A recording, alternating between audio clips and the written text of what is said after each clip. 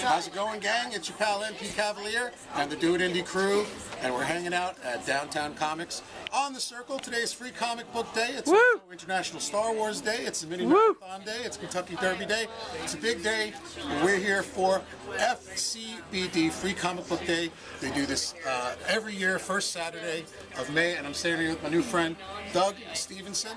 He is the VP, owner, proprietor of Downtown Comics. Really glad to be here. Doug, pleasure to meet you finally. Nice to meet you. Yep, these are my boys here. Free Comic Book Day. Doug, tell us about this day. Give us a little bit of a history lesson about Free Comic Book Day. The first Free Comic Book Day was in 2002, and it was a way for the industry to draw attention to basically comic books as an art form and a pure American tradition. It's evolved over time. It started out a little bit slow, and then it got bigger and bigger every year. So this year, we're giving away 22,000 comics this day and over the next few weeks. Yeah. Now, you give some of those comics away to the Marion County Public Library, is that true? The Marion County Public Library. We've partnered with the Children's Museum before. Pretty much all the libraries around here. We give some to schools and school libraries. It's basically a day to introduce young people to comic books as an art medium. Cool.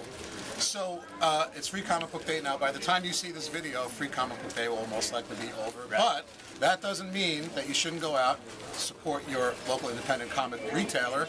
Comic books have become a universe unto themselves, very deep layers of mythology, and of course, comic books are supported by one of the most interesting and unique subcultures that we have, and this is an international thing.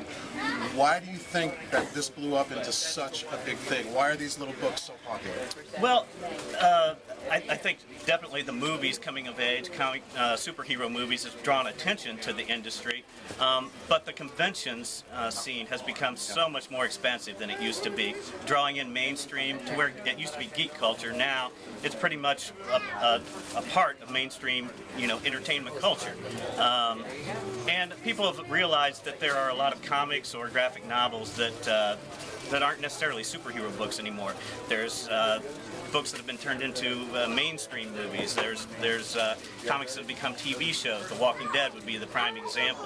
All of those led to to just expanding the culture itself, and comic books by extension are brought right into it. Yeah. Well, I'm a kind of newborn comic book geek, and Big Ben on the camera there is a longtime comic book geek. It's a great way to entertain yourself, and it's also a great way to get your kids involved. My kids are getting into comic books now, so it's a one-day event again, but that doesn't mean that you shouldn't spend the rest of your 364 days a year That's right. reading a comic book. Support your local comic shop. That's right. Support your local independent comic book shop, live and local.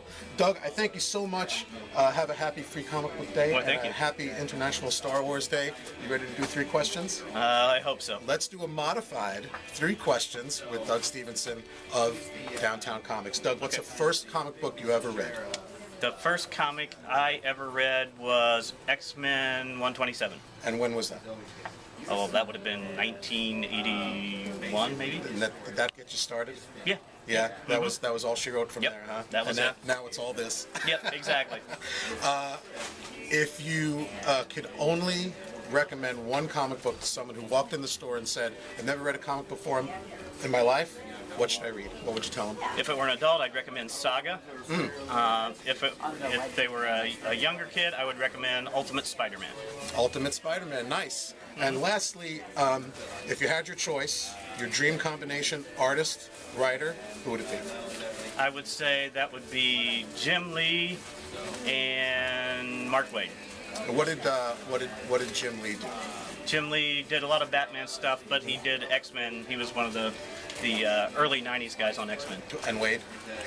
Mark Waid wrote Kingdom Come, which is one of the best Superman stories ever made, and he's been prolific for 20 years. Interesting combination. Doug, thank you so much again. I appreciate letting us come in here and do no our silly thing. It's Free Comic Book Day. Go out and buy some comic books. Support your local independent comic book retailer like Downtown Comics in downtown Avon, Castleton. I'm MPCavalier. There's been 3 Questions with Doug Stephenson of Downtown Comics. Do it indie.